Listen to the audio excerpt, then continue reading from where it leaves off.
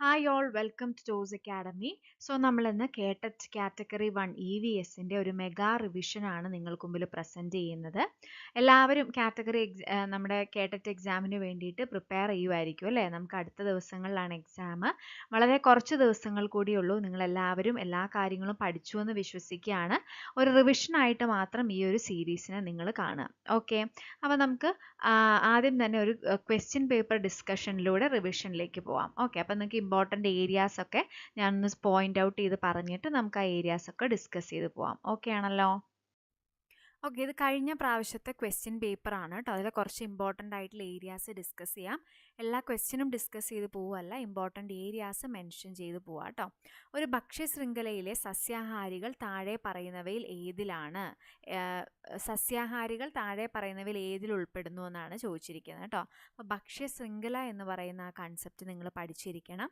സസ്യാഹാരികൾ ഏതാണ്? പ്രാഥമിക ഉപഭോക്താക്കളായിട്ടാണ് വരുന്നത് കേട്ടോ. അപ്പോൾ ഇത് കൃത്യമായിട്ട് ഭക്ഷ്യശൃംഖല എന്ന് പറയുന്ന ഇമ്പോർട്ടൻ്റ് ഏരിയ ആണ്. അടുത്ത നോക്കുക, പ്രോട്ടിസ്റ്റ വിഭാഗത്തിൽപ്പെട്ട ഏകകോശ ജീവികൾ മൂലമുണ്ടാകുന്ന രോഗങ്ങളുടെ കൂട്ടം. അപ്പോൾ ഡിസീസസ് എന്ന് പറയുന്ന ഏരിയ ഇമ്പോർട്ടൻ്റ് ആണെന്ന് മനസ്സിലായല്ലോ. ആ ഏരിയ പഠിക്കുക. ഇനിയുള്ള എക്സാമുകൾക്കും ആ ഏരിയയിൽ നിന്നുള്ള ക്വസ്റ്റ്യൻ ഉണ്ടായിരിക്കും. ഇവിടെ ആൻസർ മലേറിയ, അമീബിക് ഡിസെൻട്രി അങ്ങനെയാണ് പോകുന്നത്. ഇവിടെ കൊടുത്തിരിക്കുന്ന ആൻസർ എല്ലാം കറക്റ്റ് അല്ല, മെൻഷൻ ചെയ്ത് ഞാൻ പറയുന്നുണ്ട്, അത് ശ്രദ്ധിക്കുക കേട്ടോ. താഴെ പറയുന്നവയിൽ ഹരിതോർജ്ജമല്ലാത്തത് ഏതാണെന്നാണ് ചോദിച്ചിരിക്കുന്നത്. എന്താണ്? കാറ്റിൽ നിന്ന്, സൂര്യനിൽ നിന്ന്, ഭൂതാപോർജ്ജമൊക്കെ എന്താണ്? ഹരിതോർജ്ജമാണ്. പ്രകൃതിവാതകത്തിൽ നിന്നുള്ള ഊർജ്ജം എന്താണ്? അത് തീർന്നു പോകുന്നതാണ്. ഹരിതോർജ്ജം അല്ല, ഗ്രീൻ എനർജി അല്ല, അല്ലെ, ക്ലീൻ എനർജിയാണ് ഗ്രീൻ എനർജി എന്ന് പറയുന്നത്. ഓക്കെ, ഇനി താഴെ പറയുന്നവയിൽ ഏറ്റവും വലിയ ശുദ്ധജല സ്രോതസ് ഭൂഗർഭജലമല്ല, ഹിമാനികളും ഹിമപാളികളുമാണ് ഏറ്റവും വലിയ ശുദ്ധജല സ്രോതസ് കേട്ടോ. അത് കറക്റ്റായിട്ട് ഓർത്തിരിക്കുക. അടുത്തത് വളരെ ഇമ്പോർട്ടൻ്റ് ആയിട്ടുള്ള ഒരു ഏരിയ ആണ്. നമ്മുടെ ഓരോ കേരള ഇൻസ്റ്റിറ്റ്യൂട്ട് ഓഫ് ലോക്കൽ അഡ്മിനിസ്ട്രേഷൻ്റെ ആസ്ഥാനങ്ങൾ, ഓരോ കേന്ദ്രങ്ങളും അതിൻ്റെ ആസ്ഥാനങ്ങളും പഠിച്ചു വെക്കണം. SCERT ടെക്സ്റ്റ് ബുക്കിൽ ഇത് കൃത്യമായിട്ട് മെൻഷൻ ചെയ്തിട്ടുള്ളതാണ് കേട്ടോ. അത് പഠിച്ചിട്ട് പോകണം. ഒരു വർഷത്തിൽ എത്ര സമരാത്ര ദിനങ്ങൾ ഉണ്ടാകുന്നു? 2 ആൻസർ. ഏതൊക്കെയാണ് എന്നുള്ളത് നിങ്ങളൊന്ന് നോട്ട് ചെയ്ത് വെക്കുക. റോക്കറ്റ് വിക്ഷേപണത്തിൽ നേരിട്ട് ഉപയോഗിക്കുന്ന ശാസ്ത്ര നിയമം ഏതാണ്? ന്യൂട്ടൻ്റെ 3ാം ചലന നിയമം. ഫിസിക്സിൽ നിന്നൊക്കെ സാധാരണ ക്വസ്റ്റ്യൻസ് കയറി വരൽ വളരെ വിരളമാണ്. അപ്പോൾ ന്യൂട്ടൻ്റെ ചലന നിയമങ്ങളൊന്ന് പഠിച്ചു വെക്കുന്നത് നല്ലതായിരിക്കും. അതിൻ്റെ എക്സാമ്പിളുകളും നോക്കുക. താഴെ പറയുന്നവയിൽ ഹരിതഗൃഹവാതകം അല്ലാത്തത് ഏതാണ്?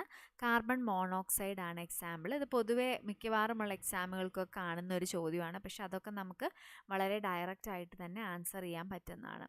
പ്രക്രിയാബന്ധിത പഠന രീതി, പ്രോസസ് ബേസ്ഡ് ലേണിങ്ങിൽ ആദ്യം നടക്കുന്ന പ്രവർത്തനം. അപ്പോൾ ഇപ്പോൾ പറഞ്ഞിരിക്കുന്നത് ശരിക്കും ആദ്യം നടക്കുന്നതല്ല, ഓപ്ഷനിൽ വെച്ചിട്ട് ആദ്യം നടക്കുന്നതാണ് ചോദിച്ചിരിക്കുക. പ്രശ്നം അനുഭവപ്പെടുക എന്നതാണ് കേട്ടോ.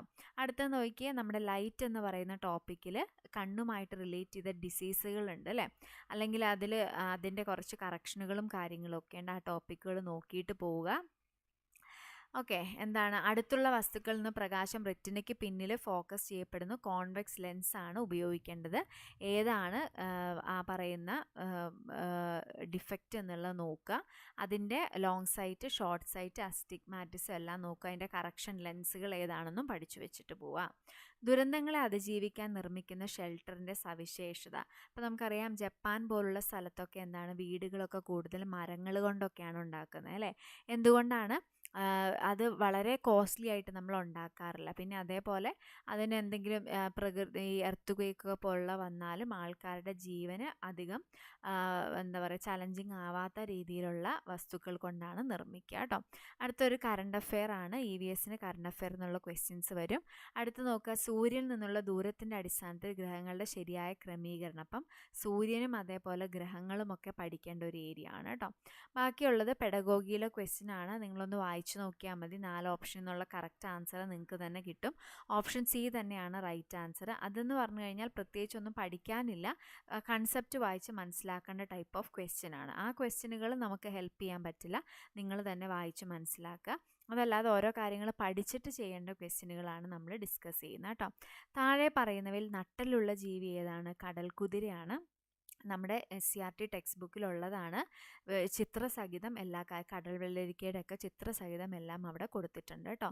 ജലസംഭരണി കൂടുതലുള്ള മണ്ണിനെ കുറിച്ച് പഠിക്കണം. മുമ്പ് എക്സാമിന് ചോദിച്ചിട്ടുണ്ട് കേരളത്തിൽ ഏറ്റവും കൂടുതൽ കാണപ്പെടുന്ന മണ്ണ് വെട്ടുകൽ മണ്ണാണ് അല്ലെങ്കിൽ ലാറ്ററൈറ്റ് സോയിലാണ്. ഇന്ത്യയിലാണെങ്കിൽ എക്കൽ മണ്ണാണ്. ജലസംഭരണി ഏറ്റവും കൂടുതലുള്ളത് കളിമണ്ണിനാണ് കേട്ടോ. അതേപോലെ തന്നെ പെഡഗോഗിയിലെയാണ് ഓരോ ക്ലാസ്സിൽ നമ്മൾ കൺസെപ്റ്റ് കൂടുതലായി പഠിച്ചു പോകും. അതാണ് സ്പൈറൽ ചാക്രിക ആരോഹണ സമീപനം എന്ന് പറയും. അതിനെ ബേസ് ചെയ്തിട്ടുള്ളൊരു ക്വസ്റ്റ്യനാണ് അവിടെ കാണുന്നത്.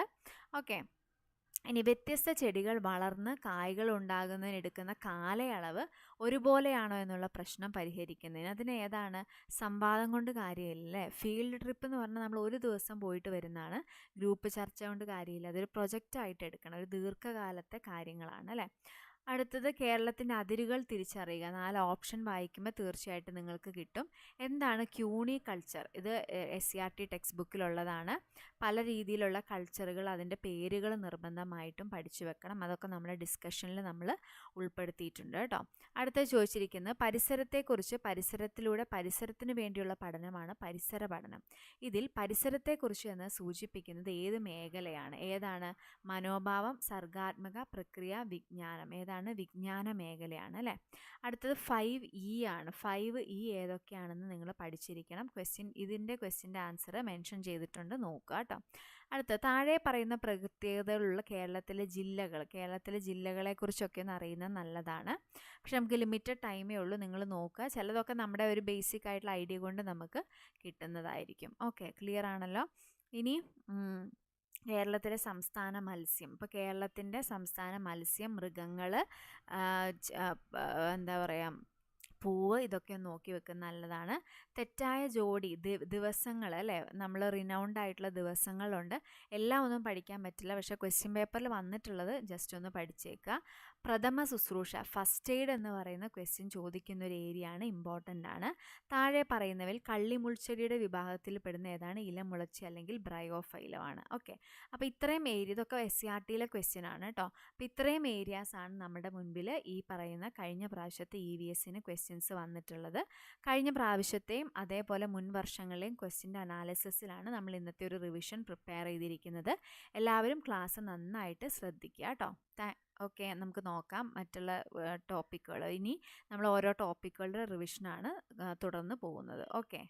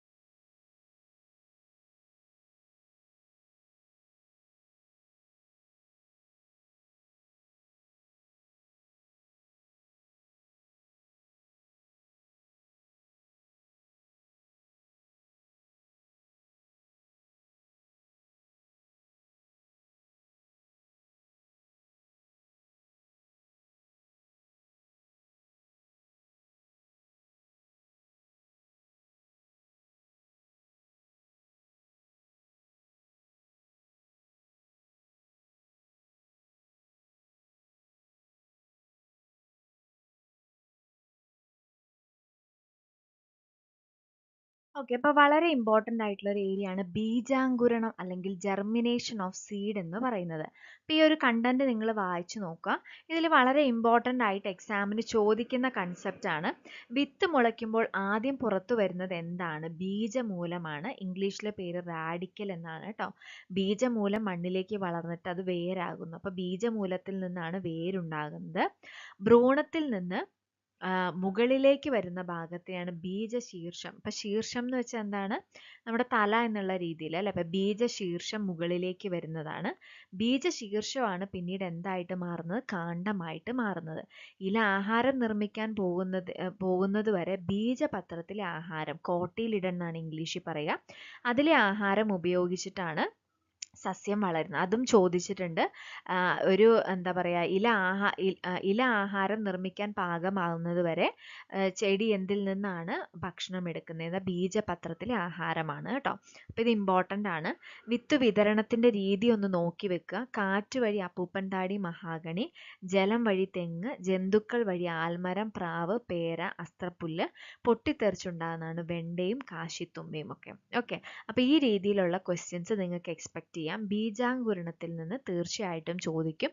സിലബസിൽ മെൻഷൻ ചെയ്തിട്ടുള്ള ഒരു ടോപ്പിക്കാണ് ജെർമിനേഷൻ ഓഫ് സീഡ് എന്ന് പറയുന്നത്. ഓക്കെ, ഇനി അടുത്തത് നിങ്ങൾക്കറിയാം, ചെടികളിൽ ജൈവകണങ്ങൾ എന്ന് പറയും, പ്ലാസ്റ്റിഡുകൾ ഉണ്ട് അല്ലേ. അത് ഏതൊക്കെയാണ്? ഹരിതകണം ക്ലോറോപ്ലാസ്റ്റ്, ശ്വേതകണം ല്യൂക്കോപ്ലാസ്റ്റ്, ക്രോമോപ്ലാസ്റ്റ് അല്ലെങ്കിൽ വർണ്ണകണം അല്ലേ. ഹരിതകണം എന്താണ്? പ്രകാശ സംശ്ലേഷണത്തിന് സഹായിക്കുന്നു. ശ്വേതകണം ആഹാര വസ്തുക്കളുടെ സംഭരണം നടക്കുന്നിടത്ത് കൂടുതലായിട്ട് കാണപ്പെടുന്നു. ക്രോമോപ്ലാസ്റ്റ് വർണ്ണകണമാണ് അല്ലേ. പാകമാകുന്നതിനനുസരിച്ച് ഹരിതകണങ്ങളാണ് വർണ്ണകണങ്ങളായിട്ട് മാറുന്നത്. വർണ്ണകം പിഗ്മെന്റുകൾ ഉണ്ട്, അത് നിർബന്ധമായിട്ടും പഠിക്കണം, മുൻവർഷം ചോദിച്ചിട്ടുള്ളതാണ്. സാന്തോഫിൽ മഞ്ഞ നിറം കൊടുക്കുന്നതാണ് സാന്തോഫിൽ. കരോട്ടിൻ ക്യാരറ്റ് എന്ന് ഓർക്കുക, ഓറഞ്ച് നിറം കൊടുക്കുന്നതാണ്. ആന്തോസയാനിൻ പർപ്പിൾ നിറം കൊടുക്കുന്നതാണ് കേട്ടോ. ഇത് ഓർത്തു വെക്കണം, ഇമ്പോർട്ടൻ്റ് ആണ്. അടുത്ത നോക്കുക, വേരുകൾ വളരെ ഇമ്പോർട്ടൻ്റ് ആയിട്ടുള്ള ഏരിയ ആണ്. കണ്ടൽ ചെടികൾ നിങ്ങൾക്കറിയാം, നമ്മുടെ എന്താ പറയുക, കണ്ടൽ ചെടികൾ എവിടെയാണ്? നമ്മുടെ കോഴിക്കോടൊക്കെയുള്ള കണ്ടൽ ചെടികളുടെ ഇവിടെയൊക്കെ നിങ്ങൾ ടൂറിസം ഡെവലപ്പ് ചെയ്യുന്നുണ്ട് അല്ലേ, അവിടെയൊക്കെ പോയിട്ടുണ്ടായിരിക്കും. നോക്കുക, ചതുപ്പ് നിലങ്ങളിൽ വളരുന്ന പ്രത്യേക സസ്യങ്ങളാണ് കണ്ടൽ ചെടികൾ അല്ലേ. അവ ശ്വസിക്കുന്നത് എങ്ങനെയാണ്? വെള്ളത്തിലാണ് നമ്മളത് കാണുന്നത്. നമുക്ക് ബോട്ട് വഴിയൊക്കെ കണ്ടൽ ചെടികളുടെ ഉള്ളിലൂടെയൊക്കെ പോവാം അല്ലേ. അപ്പോൾ ഇവയുടെ വേരിൻ്റെ അറ്റം അന്തരീക്ഷത്തിലേക്ക് വളർന്നു നിൽക്കുന്നതാണ്. വാതക വിനിമയത്തിന് യൂസ് ചെയ്യുന്ന വേരുകളുടെ ഒരു ഭാഗമുണ്ട്, അതിനെയാണ് ന്യൂമാറ്റോഫോർസ് എന്ന് പറയുക. ശ്വസന വേരുകൾ ഏതിലാണ് കാണപ്പെടുന്നത്? കണ്ടൽ ചെടികളിലാണ് കേട്ടോ. അത് മൊത്തം ഈ പറയുന്ന വാതക വിനിമയത്തിന് സഹായിക്കുകയാണ് ചെയ്യുന്നത്. ഇത്തരം വേരുകൾ എന്ത് ചെയ്യും? അന്തരീക്ഷത്തിലേക്ക് വളർന്നു നിൽക്കുകയാണ് ചെയ്യുന്നത്. ഇനി അടുത്ത് നോക്കുക, വളരെ ഇമ്പോർട്ടൻ്റ് ആണ്. വേരിലാണ് മരച്ചീനി എന്ന് പറയുന്ന ടപ്പിയോക്ക അല്ലെ ആഹാരം സംഭരിച്ചു വെക്കുന്നത്. ഇങ്ങനെ ആഹാരം സംഭരിച്ചു വെക്കുന്ന വേരുകളെ സംഭരണ വേരുകൾ അല്ലെങ്കിൽ സ്റ്റോറേജ് റൂട്ടുകൾ എന്നാണ് വിളിക്കുക. എന്നാൽ എല്ലാ കിഴങ്ങുകളും എന്തല്ല? സംഭരണ വേരുകളല്ല അല്ലെ. കപ്പ എന്ന് പറയുന്ന ഒരു കിഴങ്ങാണ്, അതൊരു സംഭരണ വേരാണ്. പക്ഷേ എല്ലാ കിഴങ്ങുകളും സംഭരണ വേരുകളല്ല. ചിലത് രൂപാന്തരം പ്രാപിച്ച കാണ്ഡമാണ്, സ്റ്റെമ്മാണ്, മോഡിഫൈഡ് സ്റ്റെം എന്ന് പറയും. ഉരുളക്കിഴങ്ങ് എന്ന് പറയുന്നത് എന്താണ്? മണ്ണിനടിയിൽ കാണുന്ന ഇത്തരം കാണ്ഡങ്ങളാണ്. അപ്പോൾ മോഡിഫൈഡ് സ്റ്റെമ്മിന് എക്സാമ്പിൾ ആണ് ഉരുളക്കിഴങ്ങ്, സ്റ്റോറേജ് റൂട്ടിന് എക്സാമ്പിൾ ആണ് മരച്ചീനി എന്ന് പറയുന്നത്. മനസ്സിലായല്ലോ? ഇത്തരം കാണ്ഡങ്ങളെ ഭൂകാണ്ഡങ്ങൾ അല്ലെങ്കിൽ അണ്ടർഗ്രൗണ്ട് സ്റ്റെമ്മുകൾ എന്നാണ് വിളിക്കുന്നത്. അടുത്തത് വർഗസങ്കരണം, ഹൈബ്രിഡൈസേഷൻ, വളരെ ഇമ്പോർട്ടൻ്റ് ആണ്. ഒരേ വർഗത്തിൽപ്പെട്ടതും വ്യത്യസ്ത സ്വഭാവ സവിശേഷതകളുള്ളതുമായ ചെടികൾ ഹൈബ്രിഡൈസേഷൻ എന്ന് പറയും. തെങ്ങിൻ്റെ ഇനങ്ങളാണ് ചന്ദ്രലക്ഷ, ചന്ദ്രശങ്കര, ലക്ഷഗംഗ എന്നുള്ളത് ഓർത്തു വെക്കുക, ഇമ്പോർട്ടൻ്റ് ആണ്. ഇനി ഓരോന്നിനും ക്രോസ് ഏതാന്ന് പഠിക്കണം. ചന്ദ്രലക്ഷ എന്ന് വെച്ചാൽ ലക്ഷദ്വീപ് ഓർഡിനറിയും ചാവക്കാട് ഓറഞ്ചും, അത് ടോളും ഡ്വാർഫും ആണ് കേട്ടോ. ചന്ദ്രശങ്കര എന്ന് പറഞ്ഞു കഴിയുമ്പോൾ ചാവക്കാട് ഓറഞ്ചും വെസ്റ്റ് കോസ്റ്റ് ടോളും. ലക്ഷഗംഗ ലക്ഷദ്വീപ് ഓർഡിനറിയും ഗംഗാ ബോന്തവും. ഓക്കെ, ഇത് ഇമ്പോർട്ടൻ്റ് ആണ്, പഠിക്കണം. സങ്കര ഇനങ്ങൾ എക്സാമിന് ചോദിക്കും. എന്താ പറയുക, നീലിമ ഏതിൻ്റെ സങ്കരമിനമാണ്? ഏതിൻ്റെയാണ്? വഴുതനയുടെയാണ് അല്ലേ. അതേപോലെ അന്നപൂർണ്ണ എന്തിൻ്റെയാണ്? നെല്ലിൻ്റെയാണ്. അപ്പോൾ ഈ ടേബിൾ പഠിക്കണം, SCRT-യിലുള്ളതാണ്. നെല്ല് പവിത്ര, ഹ്രസ്വ, അന്നപൂർണ്ണ. പയർ ലോല, മാലിക, ഭാഗ്യലക്ഷ്മി, ജ്യോതിക. പച്ചമുളക് ഉജ്ജ്വല, ജ്വാലാമുഖി, അനുഗ്രഹ, വെണ്ട കിരൺ, അർക്ക, അനാമിക, സൽകീർത്തി. വഴുതനയാണെങ്കിൽ സൂര്യ, ശ്വേത, ഹരിത, നീലിമ. തക്കാളി ആണെങ്കിൽ മുക്തി, അനഘ, അക്ഷയ. വളരെ ഇമ്പോർട്ടൻ്റ് ആണ്. സങ്കര ഇനങ്ങൾ നിങ്ങൾക്ക് പഠിക്കാനുള്ളതാണ് കേട്ടോ. അടുത്തത് കാർഷിക ഗവേഷണ സ്ഥാപനങ്ങൾ. ഇത് നമ്മൾ കണ്ടതാണ് അല്ലേ? കാർഷിക എക്സാമിന് ചോദിച്ചിട്ടുള്ളതാണ്. ഇത്രയും സ്ഥാപനങ്ങൾ നിങ്ങൾ എന്തായാലും പഠിച്ചിരിക്കണം. കാരണം ഇത് SCERT ടെക്സ്റ്റ് ബുക്കിൽ ചോദിച്ചിട്ടുള്ളതാണ്. കേരള കാർഷിക സർവകലാശാല എവിടെയാണ്? മണ്ണൂത്തി, തൃശ്ശൂരാണ്.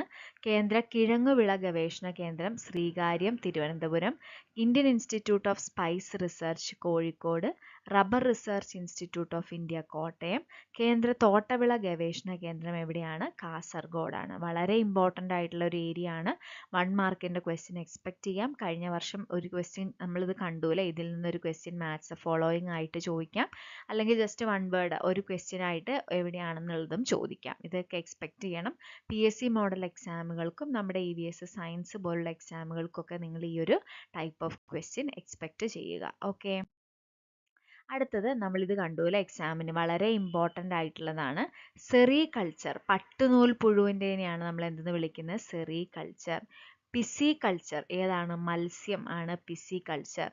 ഫ്ലോറികൾച്ചർ എന്ന് പറയുമ്പോൾ എന്താണ്? പൂക്കളാണ് അല്ലേ?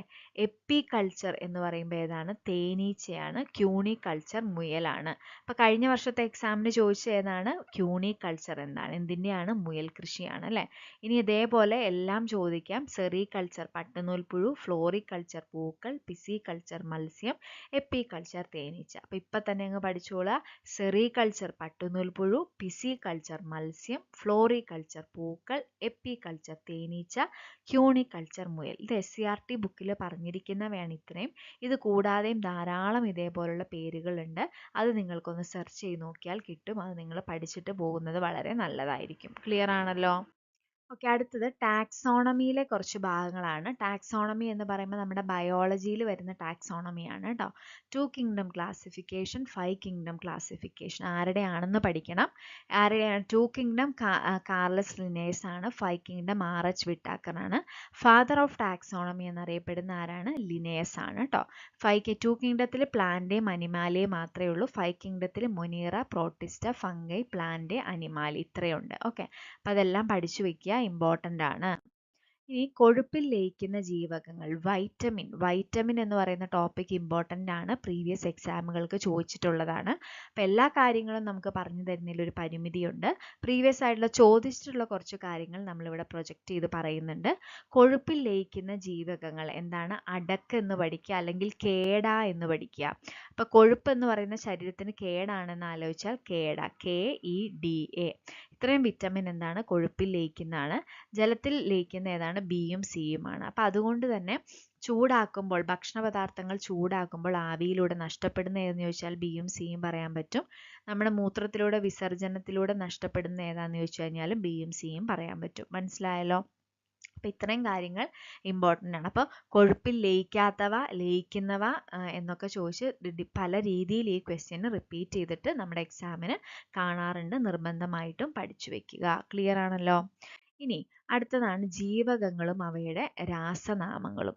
ജീവകങ്ങൾ നിർബന്ധമായിട്ടും ഇതിൻ്റെ പേരുകൾ പഠിക്കുക. എന്തായാലും ചോദിക്കാൻ നമുക്ക് എക്സ്പെക്റ്റ് ചെയ്യാൻ പറ്റും. അപ്പോൾ എന്താണ്? ഇതിനൊരു ക്ലൂ ഉണ്ട്. എങ്ങനെയാണ് പഠിക്കുക? റെത്തറൈനി, പാബിബഫോസൈ, അക്കാട്ടോഫി, കണ്ടോ? ഇതിൻ്റെ എല്ലാത്തിനെയും ആദ്യത്തെ വാക്കുകൾ കൂട്ടിയിട്ടാണ്. അപ്പം നിങ്ങൾ ഓർക്കേണ്ടത് എങ്ങനെയാണ്? ജീവകം A ഉണ്ടെന്ന് നമുക്കറിയാം അല്ലേ? പിന്നെ Bയിൽ ഏതൊക്കെ ഉണ്ടെന്ന് ഓർക്കുക. B1, B2, B3 ഉണ്ട്, B4 ഇല്ല. B5, B6, B7 ഉണ്ട്, B8 ഇല്ല. പിന്നെ B9 ഉം B12 ആണ് ഉള്ളത്. ഇതിങ്ങനെ ഓർത്ത് വെക്കുക. പിന്നെ CDEK. Okay, CDEK ഇത്രയാണുള്ളത്. അപ്പോൾ ഇത് ഓർഡറിൽ തന്നെ ഈ ജീവകങ്ങൾ ഓർത്ത് കഴിഞ്ഞാൽ പിന്നെ റെത്തറൈനി, പാബിബഫോസൈ, അക്കാട്ടോഫി പഠിച്ചു വെക്കാം. എന്നിട്ട് ഓപ്ഷനിൽ നോക്കുക. ജീവകം A എന്ന് ചോദിക്കുമ്പോൾ റെത്തറൈനി അപ്പോൾ റെറ്റിനോള്. ഇനി ജീവകം B1 ആണെങ്കിൽ തയാമിൻ, B2 ആണെങ്കിൽ റൈബോഫ്ലാവിൻ, B3 ആണെങ്കിൽ നിയാസിൻ, B5 ആണെങ്കിൽ പാൻറ്റോതെനിക് ആസിഡ്, B6 ആണെങ്കിൽ പിരിഡോക്സിൻ, B7 ആണെങ്കിൽ ബയോട്ടിൻ, B9 ആണെങ്കിൽ ഫോളിക് ആസിഡ്. B9 ഒന്ന് ഓർത്ത് വെക്കണം. B12 ആണെങ്കിൽ സയനോകൊബാലമിൻ. ജീവകം C ആണെങ്കിൽ അസ്കോർബിക് ആസിഡ് ആണ്. ജീവകം D ആണെങ്കിൽ കാൽസിഫെറോൾ, ജീവകം E ആണെങ്കിൽ ടോക്കോഫെറോൾ, ജീവകം K ആണെങ്കിൽ ഫിലോക്കിനോൺ. ഇത്രയും വളരെ ഇമ്പോർട്ടൻ്റ് ആണ്. ജീവകങ്ങളും രാസനാമങ്ങളും ഇമ്പോർട്ടൻ്റ് ആണ്, പഠിച്ചു വെക്കണം. ഓക്കെ, അടുത്തതാണ് രോഗങ്ങളും രോഗകാരികളും. അപ്പോൾ ഇത് ഞാൻ പറഞ്ഞ സമയം കളയുന്നില്ല, നിങ്ങളിത് പഠിച്ചു വെക്കുക. വായുവിലൂടെ പകരുന്ന രോഗങ്ങൾ, ജലത്തിലൂടെ പകരുന്ന രോഗങ്ങൾ, സമ്പർക്കത്തിലൂടെ പകരുന്ന രോഗങ്ങൾ, ലൈംഗിക സമ്പർക്കത്തിലൂടെ പകരുന്ന രോഗങ്ങൾ, പിന്നെ സെക്ഷൽ ആയിട്ട് ട്രാൻസ്ഫർ ചെയ്യുന്നത് നിർബന്ധമായിട്ടും പഠിച്ചു വെക്കണം കേട്ടോ. എയ്ഡ്സ്, സിഫിലിസ്, ഗൊണേറിയാണ്. പിന്നെ ഷഡ്പദങ്ങൾ എന്ന് പറയുമ്പം ചെറിയ ജീവികൾ, കൊതുക് പോലുള്ളതിലൂടെ. അപ്പം മന്ത് ഏതൊക്കെ അതിൻ്റെ പേരുകൾ: ക്യൂലെക്സ് പെൺകൊതുകുകൾ, മലേറിയ അനോഫിലസ് പെൺകൊതുകുകൾ, ഡെങ്കിപ്പനി aedes aegypti, chikungunya aedes aegypti, മഞ്ഞപ്പനി ഈഡിസ് ഈജിപ്തി, ജപ്പാൻ ജ്വരം. ഇതൊക്കെ എന്താണ്? കൊതുകുകൾ പരത്തുന്ന രോഗങ്ങളാണ് കേട്ടോ. അതേപോലെ വായുവിലൂടെ പകരുന്നത് ഏതൊക്കെയാണ്? ക്ഷയം, വസൂരി, ചിക്കൻ ബോക്സ്, അഞ്ചാം പനി, ആന്ത്രാക്സ്, ഇൻഫ്ലുവൻസ, സാർസ്, ജലദോഷം, മുണ്ടിനീര്, ഡിഫ്തീരിയ, വില്ലൻ ചുമകൾ. ജലത്തിലൂടെ പകരുന്ന കോളറ, ടൈഫോയിഡ്, എലിപ്പനി, ഹെപ്പറ്റൈറ്റിസ് എ, ഇ, വയറുകടി, പോളിയോമെലിറ്റിസ്. പിന്നെ സമ്പർക്കത്തിലൂടെ കുഷ്ഠം, എബോളയൊക്കെ സമ്പർക്കത്തിലൂടെയാണ്. ലൈംഗിക സമ്പർക്കത്തിലൂടെ വരുന്നതാണ് ഗൊണേറിയ, സിഫിലിസ്, എയ്ഡ്സ് തുടങ്ങിയ രോഗങ്ങൾ. അപ്പോൾ ഇത് വളരെ ഇമ്പോർട്ടൻ്റ് ആണ്, നിങ്ങളിത് പഠിച്ചു വെച്ചിരിക്കണം കേട്ടോ. വളരെ വളരെ ഇമ്പോർട്ടൻ്റ് ആണ്, നിർബന്ധമായിട്ടും ഇത് പഠിച്ചു വെക്കാൻ ശ്രമിക്കുക. എപ്പോഴും തന്നെ ഒരു പല രീതിയിൽ നിങ്ങൾ പ്രീവിയസ് ആയിട്ട് EVSന് ചോദിച്ചിട്ടുള്ള ഏത് ക്വസ്റ്റ്യൻ പേപ്പർ നോക്കിയാലും ഡിസീസസ്, വൈറ്റമിന് തുടങ്ങിയ ഭാഗത്തു നിന്നുള്ളൊരു ക്വസ്റ്റ്യൻ നമുക്ക് കാണാൻ പറ്റും. ഓക്കെ, പല രീതിയിൽ ചോദിക്കാം. ചിലപ്പം ഇങ്ങനെ മൊത്തം ഓപ്ഷനിൽ നിന്ന് ഇപ്പം നമ്മൾ കണ്ടു അല്ലേ, പ്രോട്ടോസോവൻ രോഗങ്ങൾ അങ്ങനെ ചോദിക്കാം, ബാക്ടീരിയൻ രോഗങ്ങളിൽ നിന്ന് ചോദിക്കാം, വൈറസ് രോഗങ്ങളിൽ നിന്ന് ചോദിക്കാം, അല്ലെങ്കിൽ ഇതേപോലെ മലേറിയ പരത്തുന്നത് എന്താണ്? അനോഫിലസ് പെൺകൊതുകുകളാണ്. ഇങ്ങനത്തെ രീതിയിലൊക്കെയുള്ള ക്വസ്റ്റ്യനുകൾ നമുക്ക് എക്സ്പെക്റ്റ് ചെയ്യാം. ഓക്കെ, ഇനി EVSൽ നിന്നും നമ്മൾ പൊതുവെ ഇത്രയും ഏരിയാസ് ഒക്കെയാണ് നമുക്ക് നിർബന്ധമായിട്ടും പഠിക്കാനുള്ളത്. പിന്നെ നിങ്ങൾ ഓർത്തിരിക്കുക, ഇപ്പോൾ റീസെൻ്റ് ആയിട്ട് കഴിഞ്ഞ കൊല്ലമാണ് ഫിസിക്സിൽ നിന്നും കെമിസ്ട്രിയിൽ നിന്നൊക്കെ കുറച്ച് ക്വസ്റ്റ്യൻസ്, ഫിസിക്സിൽ നിന്നൊക്കെ കുറച്ച് ക്വസ്റ്റ്യൻസ് കയറി വന്നത് കേട്ടോ. അപ്പോൾ ചലന നിയമങ്ങൾ അത് ആവിഷ്കരിച്ചത് ഐസക് ന്യൂട്ടൺ ആണ്. ഒന്നാം ചലന നിയമം എന്ന് പറയുന്നത് എന്താണ്?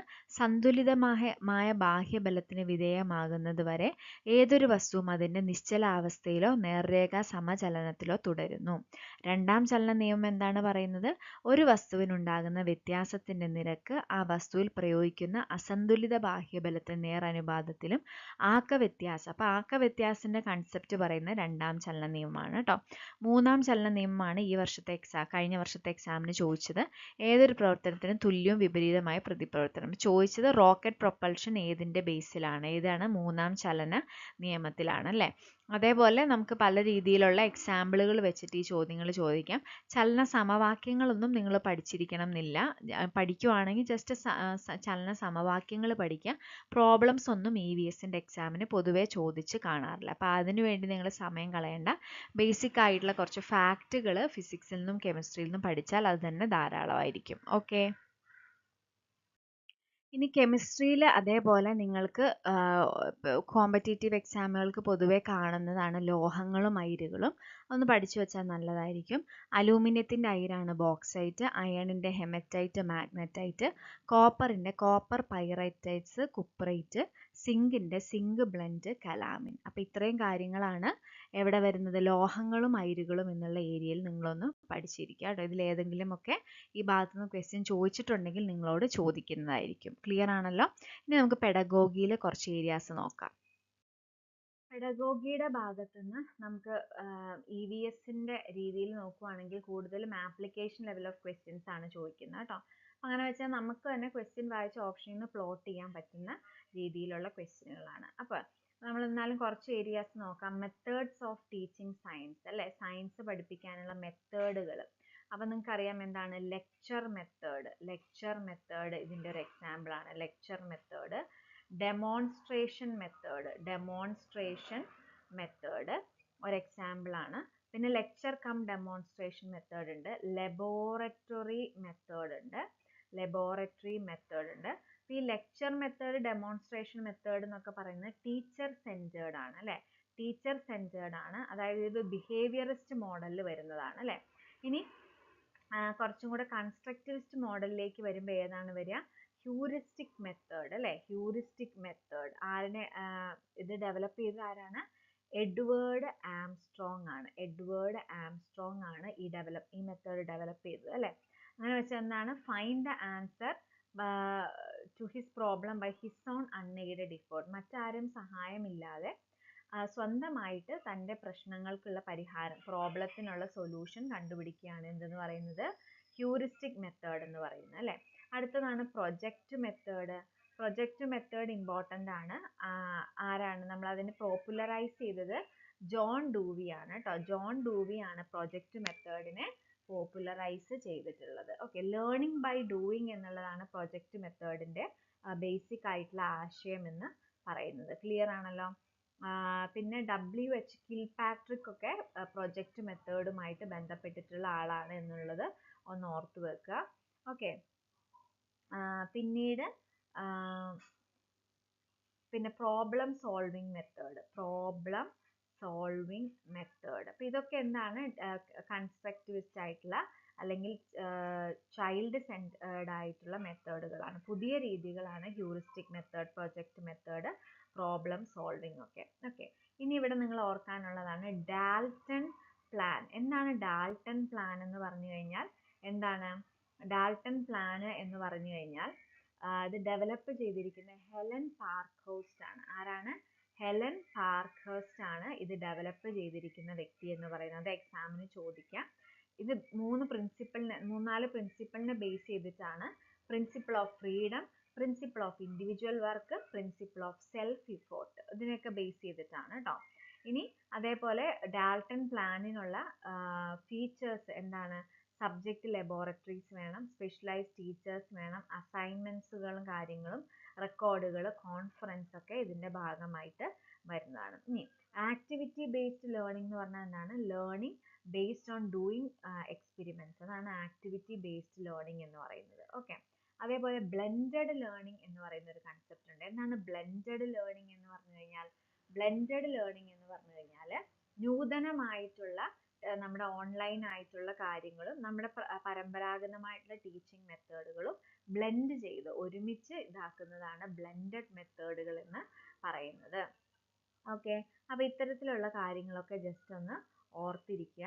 അതേപോലെ നമ്മുടെ ബ്ലൂംസ് ടാക്സോണമി ഇമ്പോർട്ടൻ്റ് ആയിട്ടുള്ള ഏരിയ ആണ്, നിങ്ങൾ പഠിക്കുമ്പോൾ അതും കൂടി ഒന്ന് റെഫർ ചെയ്യുക കേട്ടോ. ബ്ലൂംസ് ടാക്സോണമി, അതേപോലെ റിവൈസ്ഡ് ബ്ലൂംസ് ടാക്സോണമി, ഈ ഏരിയാസ് ഒക്കെ ഒന്ന് റെഫർ ചെയ്തിട്ട് ഏരിയാസ് നോക്കുക, ഏതൊക്കെയാണ് ഡൊമൈൻസുകൾ, അങ്ങനത്തെ കാര്യങ്ങളൊക്കെ കൃത്യമായിട്ട് നോക്കിയിട്ട് വേണം ഈ ഒരു ഭാഗത്ത് നിന്ന് പഠിച്ചിട്ട് പോകാൻ.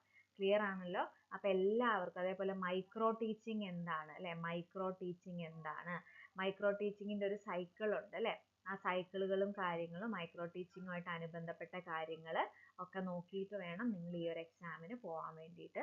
പൊതുവേ പെഡഗോഗി അങ്ങനെ കുഴപ്പിക്കുന്ന ഒരു രീതിയിലുള്ള ക്വസ്റ്റ്യനുകളൊന്നുമല്ല. 4 ഓപ്ഷൻ വായിച്ചു കഴിയുമ്പോൾ അതിൽ നിന്ന് നമുക്ക് ഐഡൻറ്റിഫൈ ചെയ്യാൻ പറ്റുന്ന രീതിയിലുള്ള കാര്യങ്ങളൊക്കെയാണ് പെഡഗോഗിക്ക് EVS പൊതുവേ നമ്മൾ കാണാറ്. അതാണ് ഇപ്പോൾ നമ്മൾ ക്വസ്റ്റ്യൻ പേപ്പർ ഡിസ്കസ് ചെയ്തപ്പോഴും നമ്മൾ അതാണ് കണ്ടത് അല്ലേ. അപ്പോൾ ഇത്തരം കാര്യങ്ങളൊക്കെ ഉൾപ്പെടുത്തി നല്ല രീതിയിൽ പ്രിപ്പയർ ചെയ്യുക. എല്ലാവർക്കും ഓൾ ദ വെരി ബെസ്റ്റ്. നന്നായിട്ട് എക്സാം എഴുതുക കേട്ടോ. Thank you.